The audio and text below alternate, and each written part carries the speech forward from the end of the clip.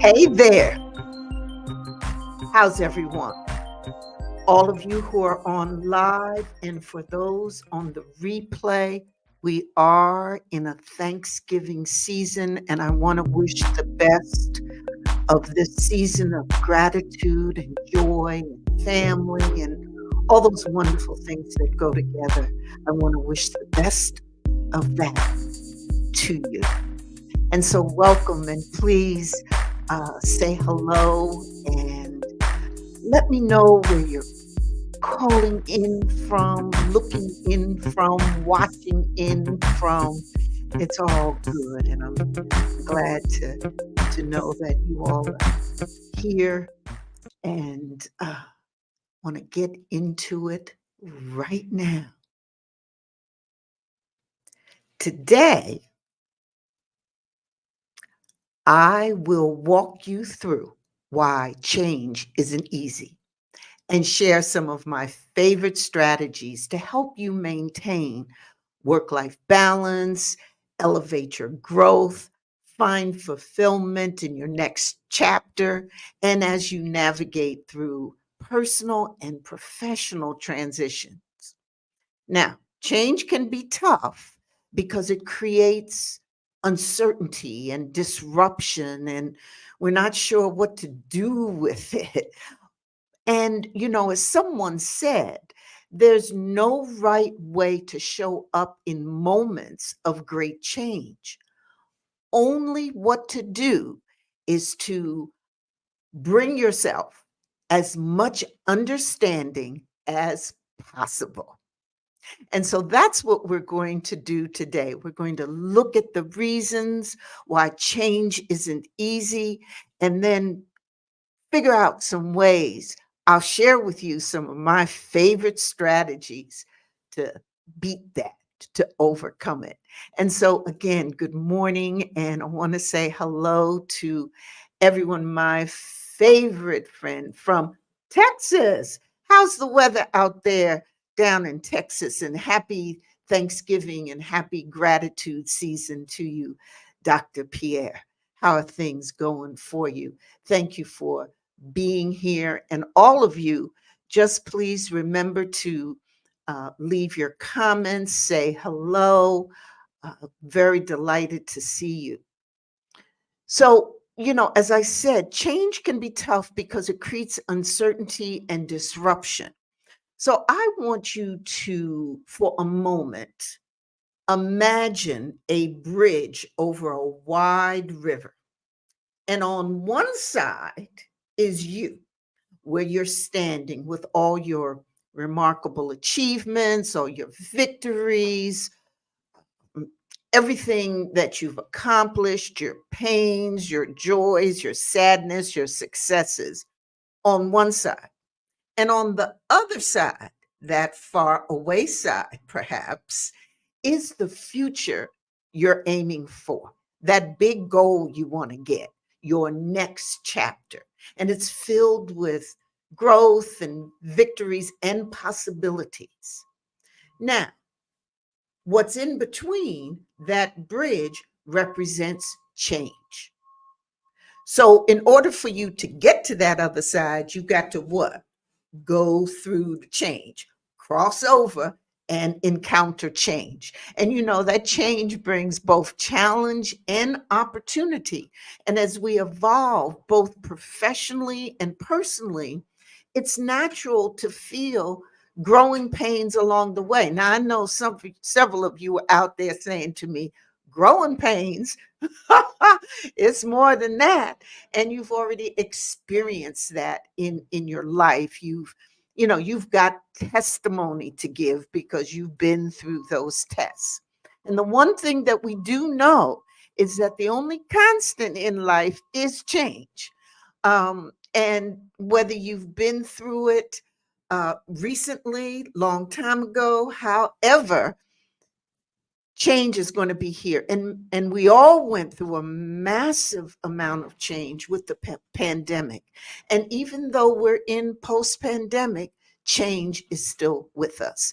And even though it's with us and it's constant, it doesn't mean that it's easy to navigate, that because we've been through it so much that we know how to do it and we can get it done. But whether it's positive or painful, adjusting to changes in our lives can be kind of tricky, especially when they feel unexpected or beyond our control. So today's focus, I want to look at the reasons behind change and share with you some of my favorite things to do.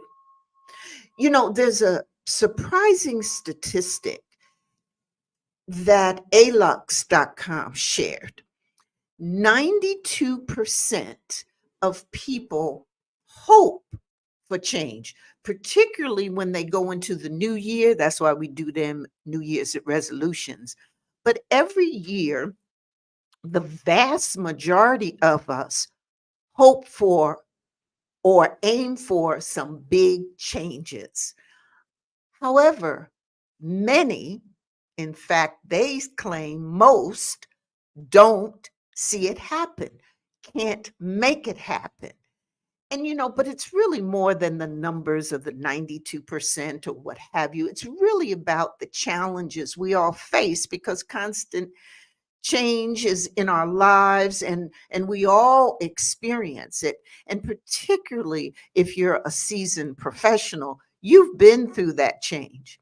And so we're often good at setting goals, but navigating the path to get there, because often the path is ripe with obstacles, blocks, changes, disruptions, anxiety, overwhelmness, all those things that can block us from getting to where we want to go, those ups and downs. And that's the point where navigating change and managing change gets a little tricky.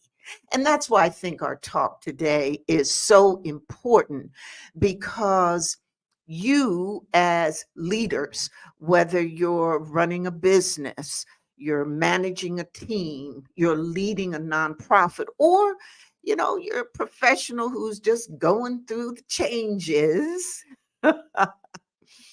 um, it's a fact of life. And if you're a leader, which you are, you have influence over others. And so you being more aware, have a deeper understanding of the reasons for change, and an arsenal, a toolkit of strategies to deal with it. It's going to make the difference, not only in your life, but in all those you influence. And that's why, I think this topic is so important, because we want to be better and we want to handle change better. So let's first of all, what I want to do now is let me drop over and just see. I see we've got some Marilyn, good morning. How are you? It's so good to see you. And Dr. Pierre is letting us know that it's chilly in the 30s, and that's about what it is in Detroit. And wherever you're from, please let me know how things are going. What's the weather like? Say hello. It's good to see you. And I want to make sure that we all, I'm trying to get my controls here together. And so I want to jump right in. Okay, let me do this. You know what happens on these lives? You still got to work, got to manage all this technology, etc. As because this is a show, and it's like I'm the speaker, the producer, everything here, and I can't edit out the bloopers. So hang with me. So let's get into the reasons. I'd like to spend some time talking about the reasons why change is tricky and why we sometimes struggle with it. And the first has to do with what I call the comfort zone trap. Now you've all heard of comfort zone. You hear things, step outside your comfort zone, etc. But I wanna position it as a trap for us sometimes, and because it really is challenging for us to embrace new norms. And change, though, does often demand stepping beyond what's familiar and comfortable, and if we and let me say, because we are established leaders. We're seasoned. We've been through things. Sometimes that's even more difficult for us to step out of our comfort zone because we can tend to be, I know I am. I have my habits, my way of doing stuff, and a certain way of thinking. And sometimes I have a strong aversion to risk. So that comfort zone, it isn't just about stepping out of it. It really is that in it lays all my habits and my ways of thinking because I've been there. I'm experienced. And so this comfort zone sometimes can be a trap for us.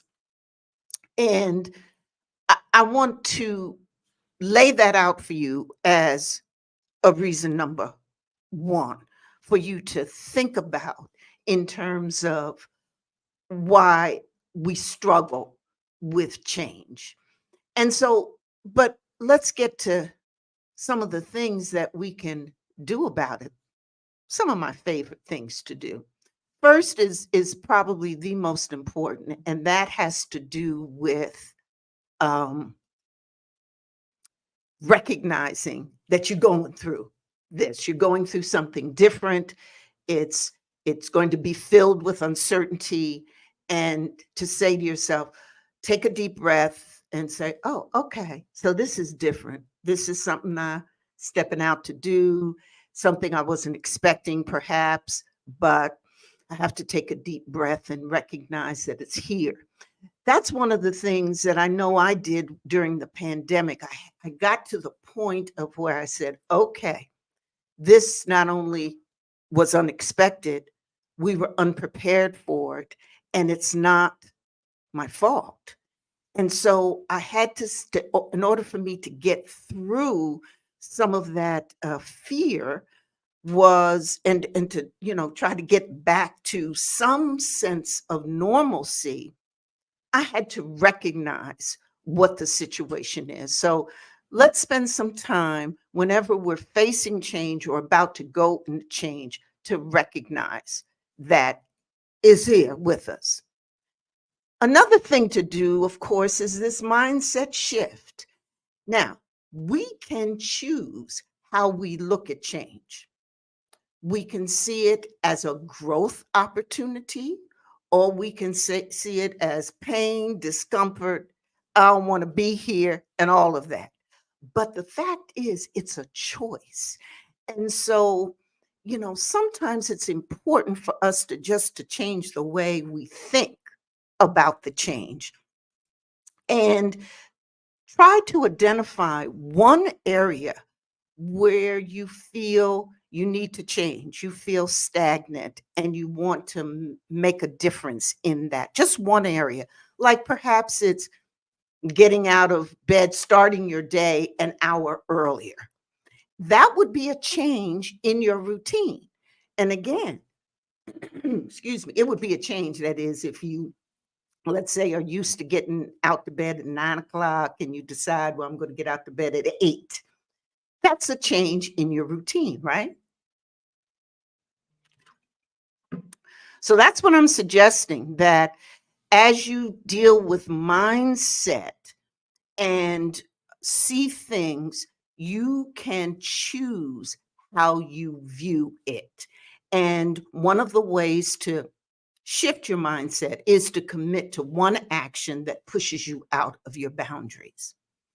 Another thing to do is to set small steps. Those things that, well, I'll just do one thing. And if I do this one thing and do it well, then I can do the next thing. Let's go back to getting out of the bed, starting your day at an earlier hour. Just one change. That's a small thing that you can do to help get you out of that comfort zone trap that you're in. If you're, for example, public speaking is a challenge for you, start by speaking to smaller groups, or in front of a group of friends before getting in front of those larger audiences. So you see, the point is, do small, little bitty things, do it well, and then, hey, you'll get your confidence back and feel good about doing it. Another is to get feedback.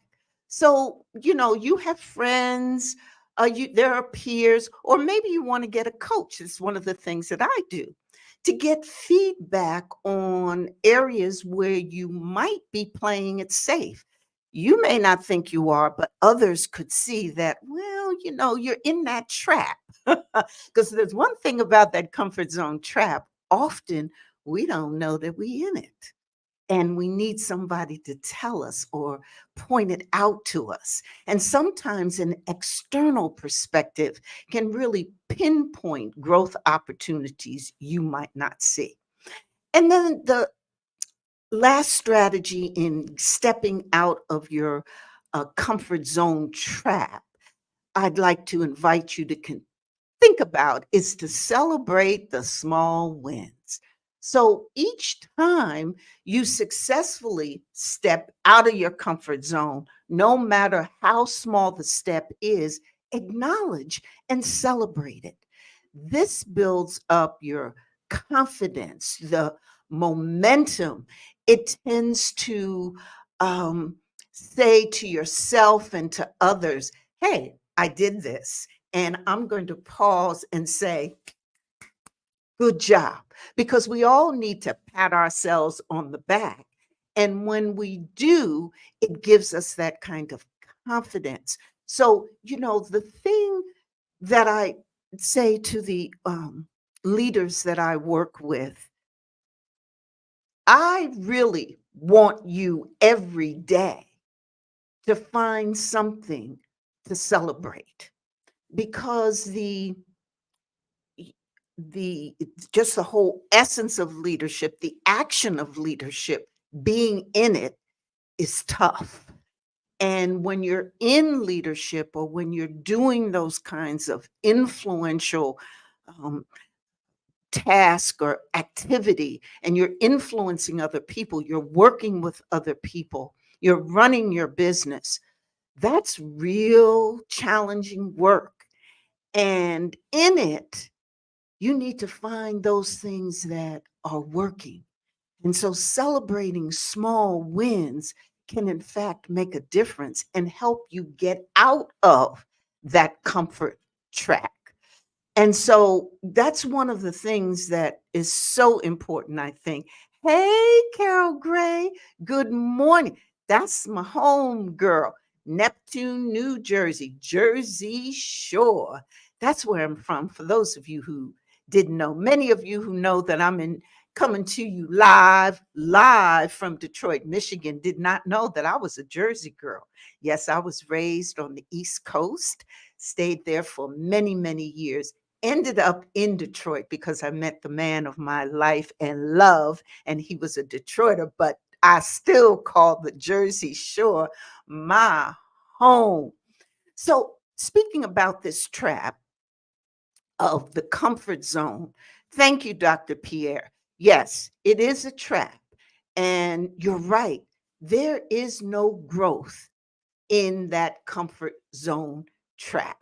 And I love your analogy with the muscles. And because, that weight training, I'm going to talk about that a little later on too, because that's one of the strategies that I used when I first started being challenged by a lot of different um, transitions and personally and professionally. I went to exercise. At the first time that I did it, now that you brought it up, I got to talk about it now, Dr. Pierre.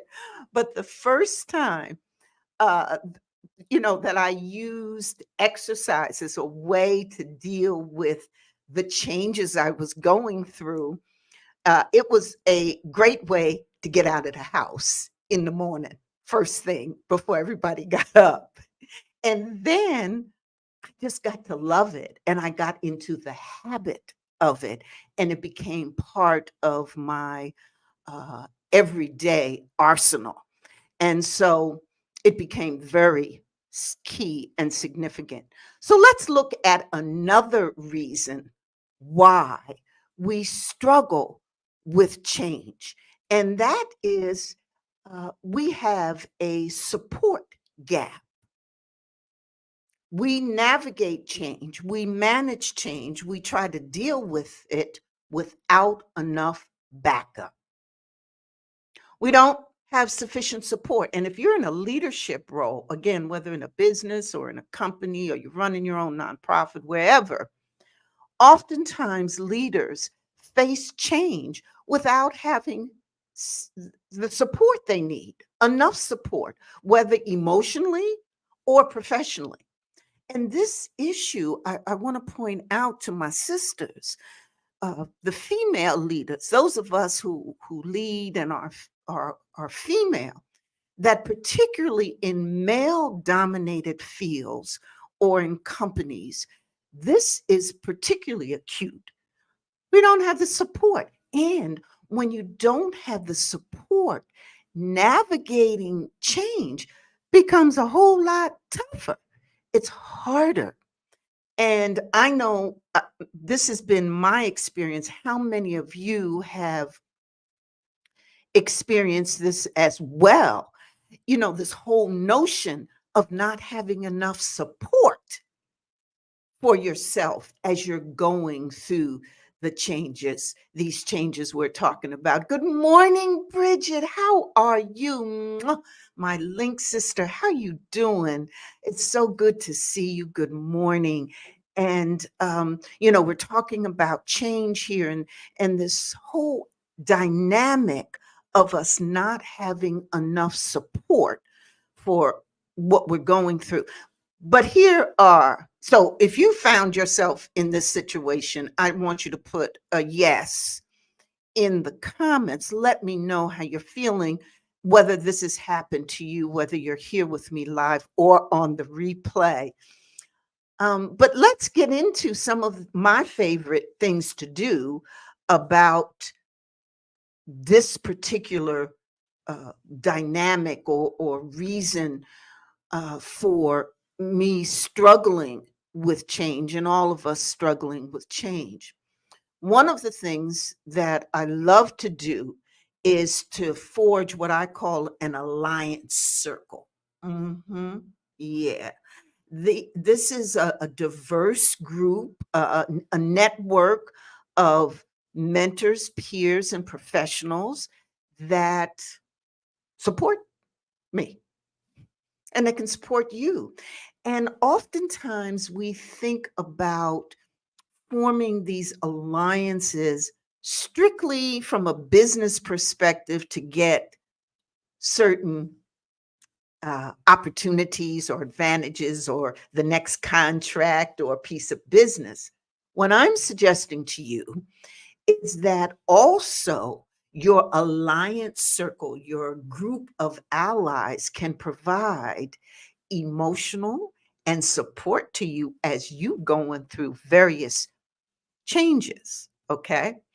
Another strategy is to get empowerment through learning. So this is when you seek out educational opportunities or leadership coaching or things and activities that are tailored for you. And I'm going to give a shout out particularly to uh, women who are leaders, because so often we find ourselves without support. Remember that you're learning, you can find a lot of support through that. So going to the women webinars and the seminars and being here with me, there are things that you can learn that can help you. You can put in your arsenal and your toolkit that'll give you support, new ideas, fresh ways of approaching things. And so remember that when we learn, we can be empowered. That provides support. Okay. We often don't think about that when we're thinking about our support gap, that we can close that gap or bring it certainly under control through learning more. And also, when you go to those seminars and different workshops, you meet new people too. Another strategy that I love is my wisdom council. So through the years, I assembled this council of wise, trusted people. Now, this is different than my alliance circle that I talked about.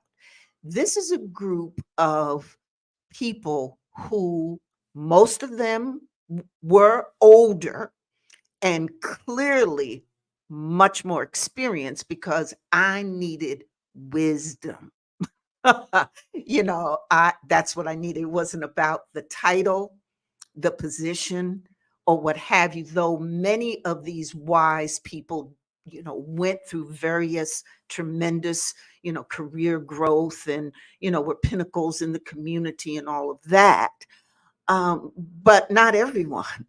My grandma was one of those. My mom, my dad, but the point is that I was looking for wisdom. And so to get that wisdom required a trusted group of advisors who could provide, from a distance, that perspective and advice. So assemble your wisdom council. That's one of the reasons why I'm paying it back today, because now I'm part of that wisdom group.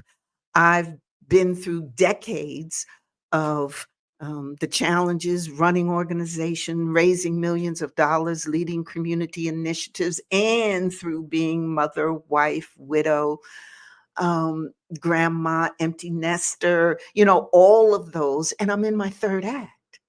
And so what I'm doing now is paying back. Okay, because I bring some wisdom, okay, through that experience. And my job now is to share that. So, one of the things that you can do to get support for you as you're going through personal and professional challenges and changes is to find those trusted, wise advisors to give you that great perspective and advice. And if you want to be with me on that, just join elevatenextlevelsuccess.com and we'll have a ball. Another strategy, one of my favorite strategies, is this whole uh, concept of two-way growth. And this technique, you find someone who's also navigating change, similar to yours, but it doesn't have to be. The point is they're going through change. And it's someone, of course, you want to trust, you want to, you know, feel, good about the relationship. I ain't talking about getting together with someone you don't know, you don't trust. Now, come on. No, I'm talking about you see someone, you know someone, and you recognize that they're going through change too, and you engage in reciprocal mentorship. You give advice, that person gives advice to you, and vice versa. You share, you check in, you bounce things off of. Do you understand what I'm saying? Just an individual. And so this seeing it as a two-way opportunity for growth. And thank you, Bridget. You see it as a two-way for growth and learning. And because trust, there are a whole lot of people somewhere, everywhere that be going through change. So it's not like you're going to have difficulty finding someone. But what it is I want to put the idea in your head that this, in fact, is a strategy that you can use. You might not have thought about it before. What do y'all think about that strategy? Let me know. Oh, thank you, Pete. Good to see you, Pete, and welcome. I'm so delighted you're here. Yes, indeed. Antoinette. Oh, I'm so glad you joined us. And yes, a season of thanksgiving and transformation. Yes, it is. It's that special, special season. And I just love us being here. And if anyone, I don't know if I told you, Dr. Pierre, I had the chance to do some gratitude affirmations. Were you with me when we went through that? Yes. So if any of you want to join and see those affirmations, yes.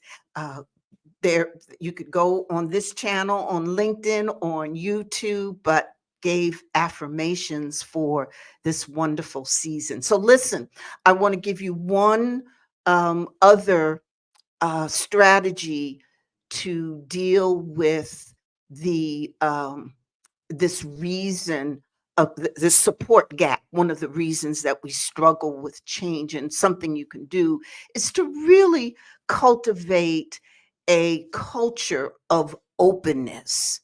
And what this technique suggests is that you really promote transparency and support wherever you are. So to be transparent and say, yeah, I'm going through some things now because X, Y, Z, or the change that we're all sharing. So, like with your team, and what this does is when you share with others, it really enhances. It's like a collective resilience group. You're being very transparent. You have a group of people that you're sharing that with. I used to do this with my teams in my organization, where every staff meeting that we would have in the first 15 minutes would be what I would call, share time. And folk could talk about what was ever on their mind, what have you. And what I did as a leader was always make sure that I shared something transparently, something that I was dealing with. I really was feeling down because I had met with a donor, this donor that we had worked on for a while, for a long while, and I got a no. And I just really felt down and disappointed. And I had a lot of wondering that I was doing. And when I went home, and I would just, just share about it. And I did that the first few times to set the stage, to create this safe environment. And then as we went along, people got used to the first 15, 20 minutes of our meetings to share. Now, you don't tell all your business, and I ain't talking about that. And if we have to have, if I need to do a video on what you share and how you can be authentic and professional at the same time, because it's not mutually exclusive, I'll do that video.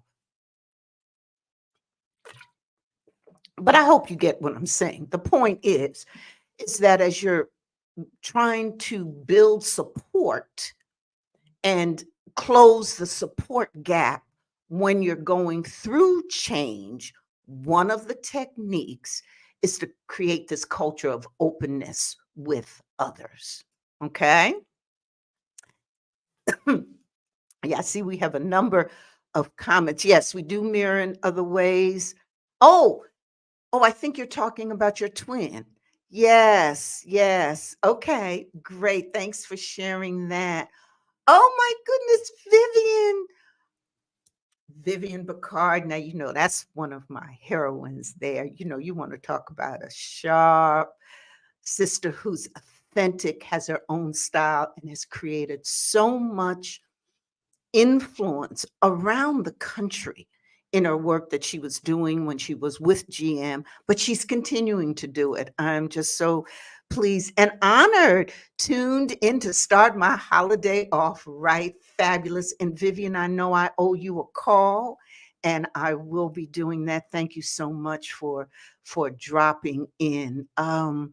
Yes, and just want to this is the time for being grateful, for us seeing and recognizing the various um, challenges and seasons we're not only going through, but also for gratitude. Gratitude, gratitude. Oh, did I? Wow, that's me. What was what I said?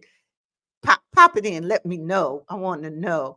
Um, so just want to share that with you in terms of this reason uh, of the support gap. Many of you don't think about that when you're going through change, and it's very um, important and easy to build your support network. And here's the thing. Now that you have this idea, and maybe many of you have done this before, I'd love to hear your strategies. Put them in the chat. But you can, if this is a new idea for you, or you might say, that's a good idea. Begin to develop that now. So when then you're going through that next crisis or having that personal or professional transition, you could just pull that strategy right on out and use it. You know what I'm saying? Same back to you, Vivian. My pleasure as well. And okay. Um, yes, Vivian is amazing. She is, she is. Yes. All right. Let's get to the um, next reason why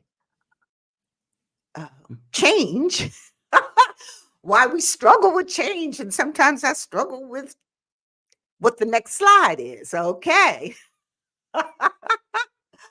Oh, I'm so glad that you're grateful during this season, Antoinette, and that you're here with us.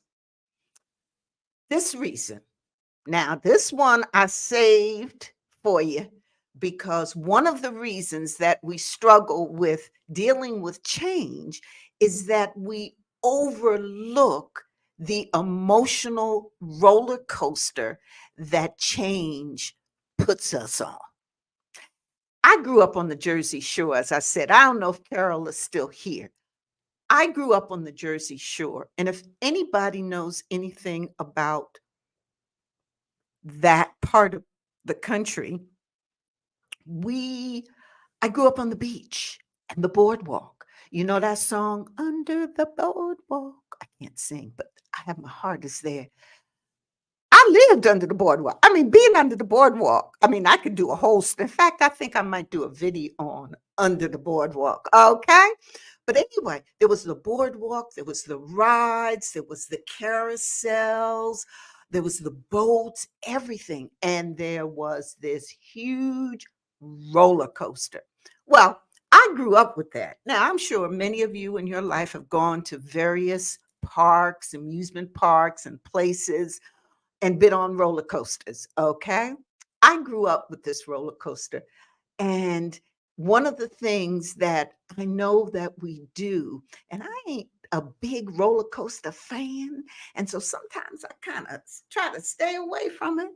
But one of the things we do when we're dealing with change is we overlook the emotional roller coaster that change um, uh, brings us. In other words, we don't know how, or we ignore managing the feelings behind change.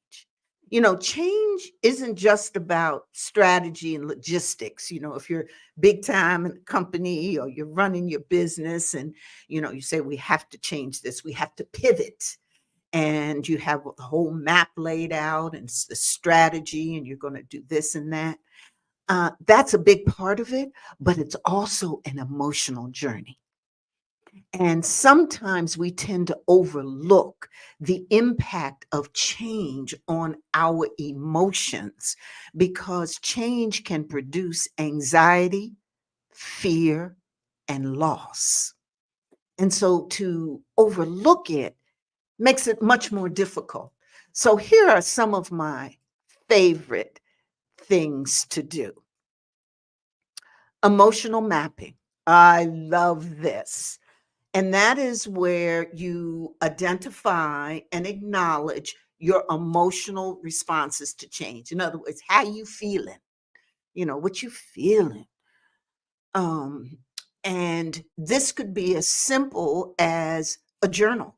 And you write it in a journal to track your feelings and reaction over time. It's not something that's has to be a major change or uh, something that um, have to go through a big deal about. Pull out a book and write down how you feel, and pull out a piece of paper and write down, I feel very hurt because I really liked working with um, this employee, my peer, and now he's gone on to a new job. See, often we don't think about loss in the sense of when there's someone we worked with for many, many years who leaves for a new job. You're happy for them, but they're gone, and that's a loss. And I use that example because usually, because it's a different thing than we don't talk about it a lot. But it's change. It's something different that's happening. And change happens in different shapes and forms all around us. And we're often too busy to stop and reflect and think about and write down how we're feeling. So I want you to use that as a technique every time something happens. The other uh, strategy I want to share with you is about resilience rituals. Now, I'm a big one on routines, rituals, things you do all the time. You know what I'm saying? Things that you find are helpful, that it's a routine, it's a system, it's a practice that you're engaged in. Well, you can develop routines and rituals, daily and weekly practices that can actually boost your emotional resilience. So that's why I call them resilience rituals, things you do every day with the specific purpose of boosting your emotional resilience. Things like mindfulness meditation, regular exercise, or a hobby that relaxes you.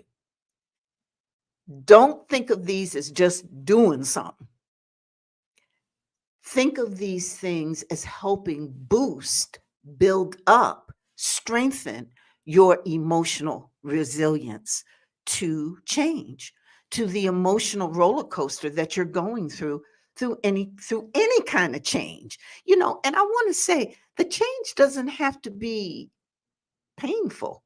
It could be joyous and fabulous, like if you got a new promotion. That is wonderful. You're celebrating, you're excited, you're happy, you're proud. All of those are emotions. Okay.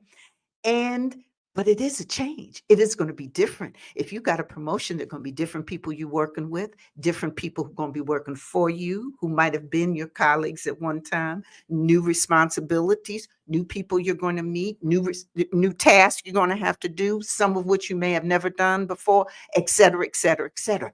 It's all change. And with those changes are emotions. You with me? So develop these resilience rituals. And I was going to mention here about the exercise and how mine was as I was going through the changes of coming from the East, where I had lived all my life, and coming to a country of, I mean, mid country, Detroit. It felt like another country.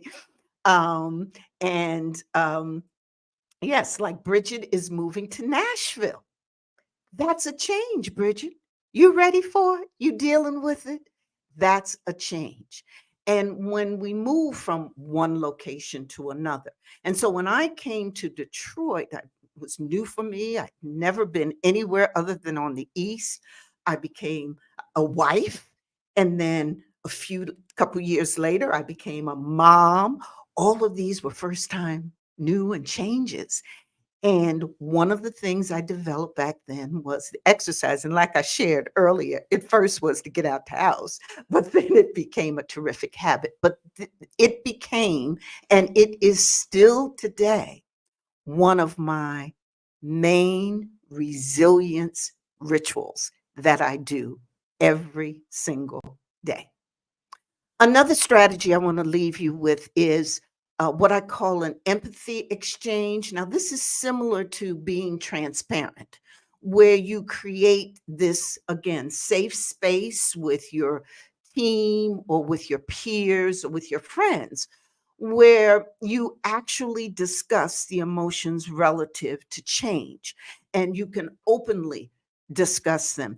Every time that I moved into a new organization or headed up a new group, I would create these opportunities for people to come in and talk with me, creating a safe space where they could talk about their feelings very openly. And this helps normalize the feelings because what happens is when you get into a room, three, four people, and they talk about how they feeling, it's highly likely somebody else in the group is going to be feeling the same way. So people say, oh, well, I feel that way too. And it tends to normalize because somebody else is feeling that way. But then it also creates this mutual support. Okay. So again, this is a way to manage to navigate through the emotional roller coaster that changes bring. And then we'll go back to wisdom from the trenches. And again, because you have your wisdom council that you've put together, that you're going to seek stories. Ooh, storytelling and advice from those who successfully navigated similar changes. Like I got a ton of wisdom stories to pass on. And, it's, you can learn, you can get fresh perspectives, different ideas, because you're learning from others' experiences that can provide you both comfort, practical strategies, and inspiration to move forward and to do fabulous other things. And then I couldn't leave this conversation without suggesting to you that as you're dealing with uh, the emotional roller coaster, that you celebrate your emotional victories. Okay, so what do I mean, Dr. Geneva, when I'm saying that? And this is when you handle yourself. It's a stressful situation. You could have blown up. You could have cussed somebody out, but you didn't. You walk away. You say, boy, I didn't do that. But here's what I want you to do. I want you to not only learn how to continue to manage yourself emotionally, be that emotionally intelligent leader. influencer. Okay. I not only want you to do that, I want you to celebrate the fact, the moment that you did it, that you kept your cool and you managed yourself. And so, that's what I want you to do. And it could be as simple as you managed a very stressful meeting or you made a tough decision. Do you understand what I'm saying? Do it every time you can, every time you handle your emotions, because overlooking the emotions that you're going through, the roller coaster, makes it difficult to do that change. So that's what I wanted to leave with you today. I hope you got tons and tons of value. Let me know in the comments. And I'm so glad so many of you joined and gave your input. And thank you so much. And if you found value in this, you want to do more, you just want to get some of that wisdom that I talked about, come on over and join me at elevatenextlevelsuccess.com. It's my community. And twice a week, though I'm thinking about upping it more, but twice a week, um, I deliver some bits of wisdom and strategies that you can use that can help you maintain your work-life balance, get better clarity on your next chapter, learn more effective strategies to managing change, and finding even more ways to fulfill your life with joy and leave a legacy. So all of that is there for you at Next Level, elevatenextlevelsuccess.com. And I'm so glad that many of you have joined and are sharing your stories with us. And thank you so much. And I want everyone to have a fabulous, fabulous Thanksgiving. And for those of you on the replay, when you see this, it might not be Thanksgiving time, but I want you to know that I'm grateful for you taking the time to watch, listen, learn, hear from me. I'm grateful for that because I think it's important to be grateful and show gratitude and appreciation 365 days a year. So I extend that to you for those on the replay. And for those of you who are with me live, please enjoy that turkey, family, friends. See those affirmations. Visit me on YouTube for the gratitude affirmations. Love you. Safe travels to everyone. And I'll see you the next time, next Wednesday, 9 o'clock. Love you all. Bye.